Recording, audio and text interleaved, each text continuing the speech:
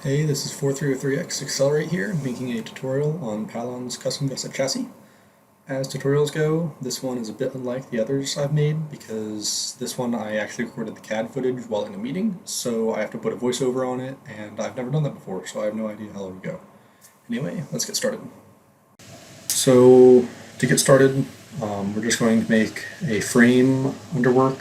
It's going to be shaped like a hashtag. This will allow us to make a lot of the wheel hubs a lot easier to constrain and also give us the dimensions for the outer rails.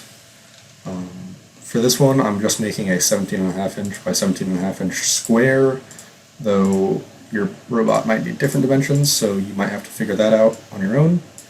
The chassis really uses a weird hole pattern to sort of mesh into, and to do this, I'll put it up on screen, but it's a weird diamond shape, and it should be 7 holes apart. I don't know if I got that right on that try. It does not look like I did. There we go. Okay, so it gives us a diagonal right here that will allow us to put a 10-hole C-channel on, which is what I use for the wheel hubs. Makes it so that you can put the wheel in the direct middle of the wheel hub, and that provides a lot less friction. Here, I always constrain things twice, so that way they can't move. So you can see that distance from this hole to this hole is a little bit more than 4.5 inches, which is okay. Nothing has to be super exact. It's better than some alternatives of drilling holes and stuff like that. A screw will fit in between the channels, and I've tried it out in real life and built our chassis with this pattern, and so it works, but it's not exact, and that's what fooled me the first time. I was trying to get it exact. But yeah, this is the whole pattern that allows for those weird diagonals. If you just like did the 5 pattern, it would be a 4 or a 5 inch gap, or a 4.25 inch, and it just didn't work out well. So I'm going to go ahead and do that for all 4. Okay, so we got the frame done. Here's the hashtag pattern I was looking for. This means that diagonals between all of these are exactly 4.596 blah blah blah inches, and that's what we're looking for, so a 10 by can fit right there. Now we're going to make the side rails, the outer chassis rails, and to do this I usually have not the exact distance from here, but 2 holes over, just to make it a little bit easier and not have as many gaps. And for some reason I love to have these outer rails face on the outside, so yeah, that's what I'm doing. Don't care what you say. And now we're just going to constrain these outer rails down. The constraints here really don't matter too much as long as it's connected 2 times, because if you connect it to both channels, then it's not any different if you just did it to 2 because of the constraints here. So I'll be back after I finish all of these. So now that we have that done, we can go ahead and make the wheel hubs to go in between there. I just do it in a new assembly because they can just be flipped around and rotated all over the place, and making it once is a lot easier than making it 4 times. Again, we're going to be using a 10 by C-channel as the base, and the outer one is 6 holes. You can make it 4 holes, but it makes things a lot more difficult in the end, and 6 holes just covers all the gaps quite nicely.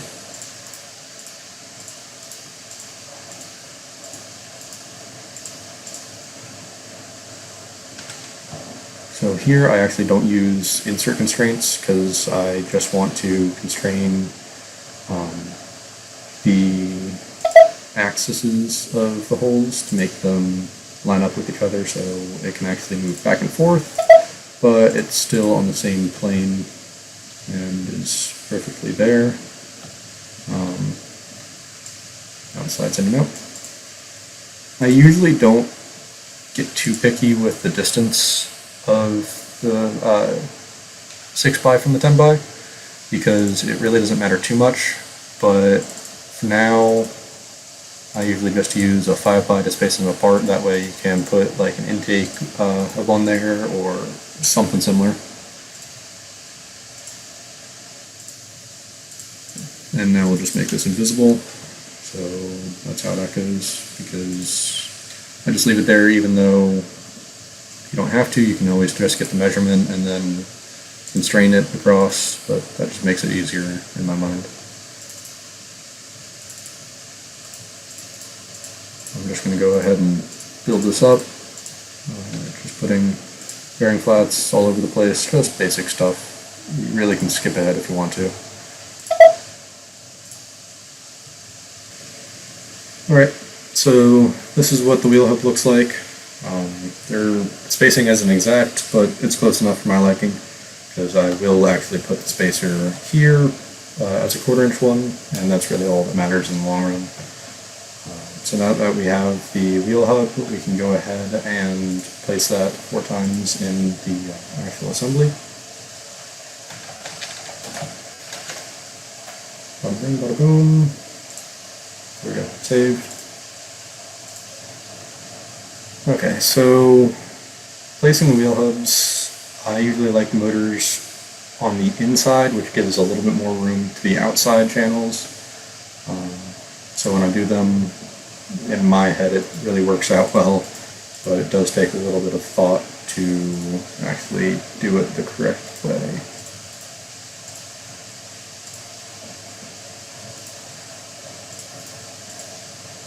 That should work. So now is where it becomes a little bit weird. We're going to take the measurement between these 2 holes and get the exact decimal by showing all decimals, not on the angle, on the center distance. And we're just going to bring that into a new Google Chrome to subtract 4.5 from it so we can get the distance we need to offset constraints by. And you can just copy that over, and now we can start constraining.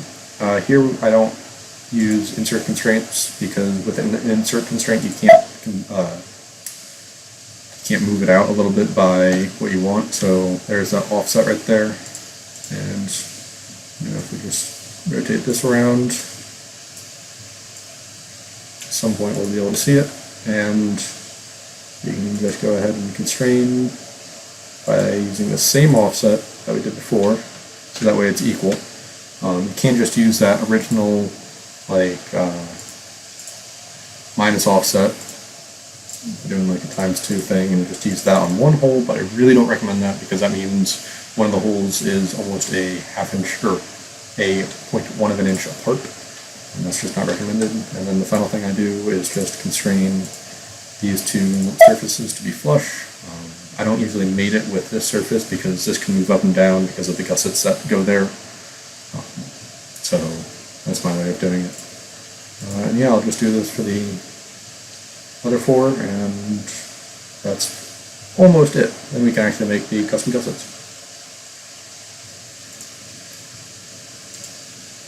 Okay, so now that we have that done, the one problem you might run into with the custom gusset part is that they might not line up, and that will be due to the angles between these 2 will not be 90. I don't know why that happens. It has to deal with the offset that you put the inserts by, or not the inserts, the axes constraints by. But as long as you measure it and make sure it is 90, it'll save you a whole lot of work. If you do have this issue, you can just use a angle constraint here, and before you do this, you can just constrain these 2 together like that. I did find the reason for that, and that's because I was using constraints to constrain the faces instead of just using inserts to do the holes perfectly. But it's really not common, but if it does happen, that's how you do it. So the final thing we are going to do is just make the gussets. To do that, we're just going to not make them in here, but check the geometry so we can bring it over into a new part. I always like to put 4 holes and 3 holes on each to give it a good grip for all the rails. I keep calling them rails. Oh well, that's FRC for you. And then I also like to add a sort of rectangle right here so I can get a visual for where the wheel is and if I need to compensate for that wheel.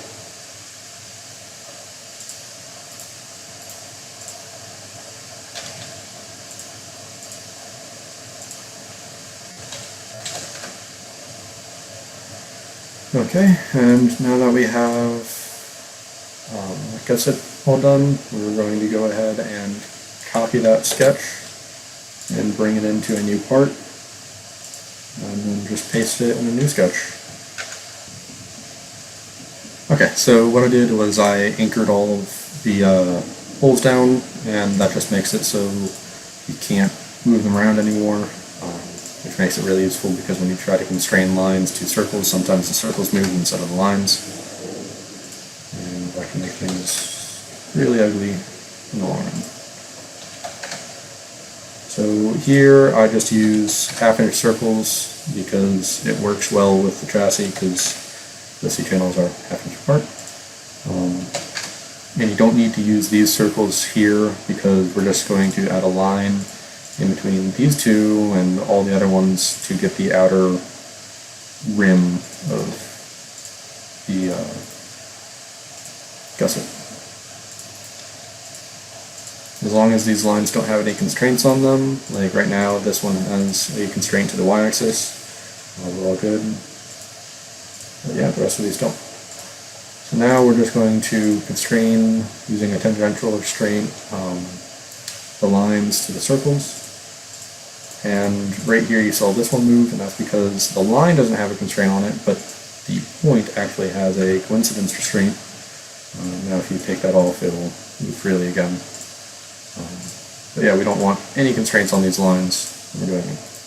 And that's why we position them correctly, not like I did. Because now I do this over there. When that happens, just move it around until it will snap back over here, like that. And then we just go ahead and constrain the rest of them.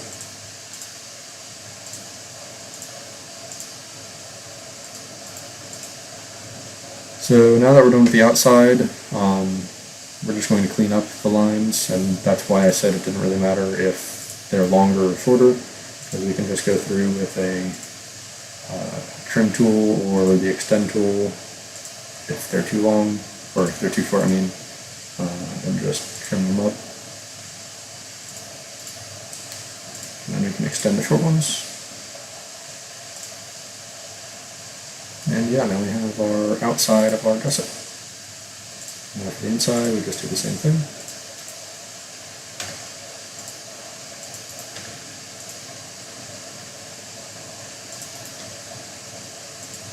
And then there it looks like I have a coincidence constraint on that one hole, or on that one line. Yeah, coincidence. Now it should be good.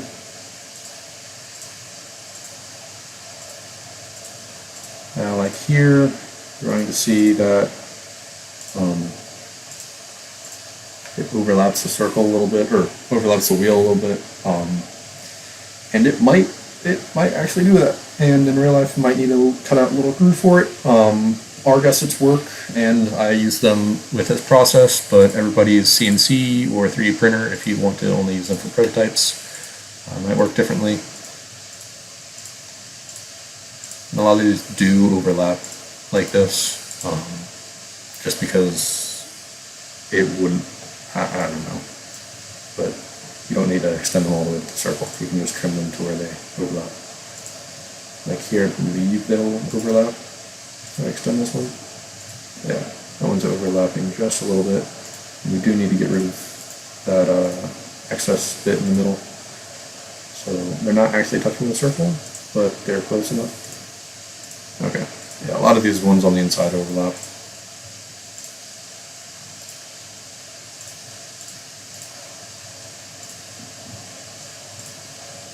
And once we're done with that, that's the basis of the gusset.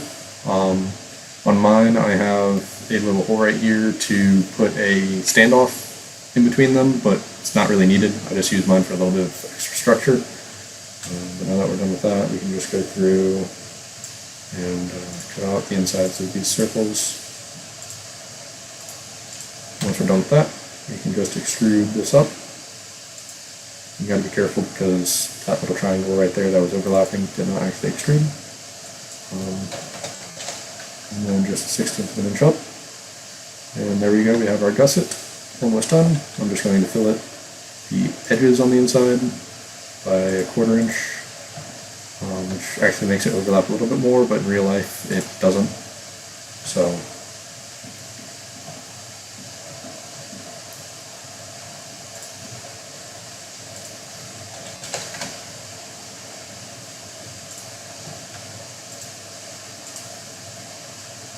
actually, I'm going to change that fillet to a 1/2 inch.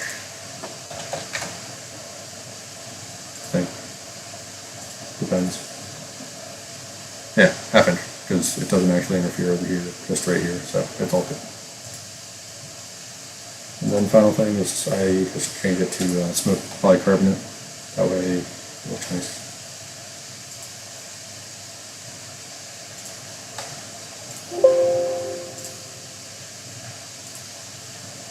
And I'm going to make the sketch invisible.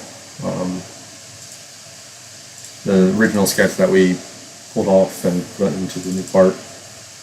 And now just go through and line up all of the gussets.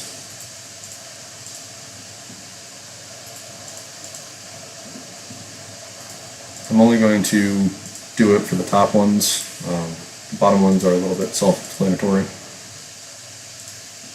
So this isn't a full chassis video, just an explanation on how to do custom gussets. And now, once we're done, we're just going to insert them all over the place.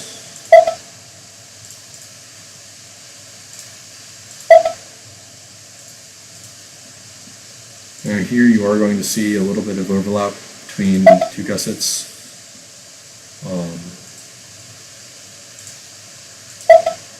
Actually, hey, no. That's weird. Oh well, it works. Yeah, as you can see, all the holes line up. That one doesn't, but that's because that's the channel hole all the way down there. And if you just do that all the way around, and you can strain a few in weird places to make sure they are all straight, like this, in the long run, it should be good. And it should be all of the holes. Should constrain all the places, is what I'm trying to say. And yeah, once you are done with these custom gussets in CAD and you have your robot ready to go, you can either make a life-sized printout of these on paper and then cut them with an X-Acto knife, or what my team is doing is we're 3D printing them until we have access to our CNC at school again. And once we have access to the CNC, we'll just CNC these out of polycarb, or like sand, I don't know, one of them. And then we'll make them that way. Yeah. And yeah, this is what the finished version looks like. 2 rails across the top going backwards to attach snail bot style towers up onto, and a support beam going all the way across. This design is thankfully open enough that you can put tracking wheels on it along the sides and one in the back, which makes it really easy for odometry. But yeah, hope you do good this season. Good luck!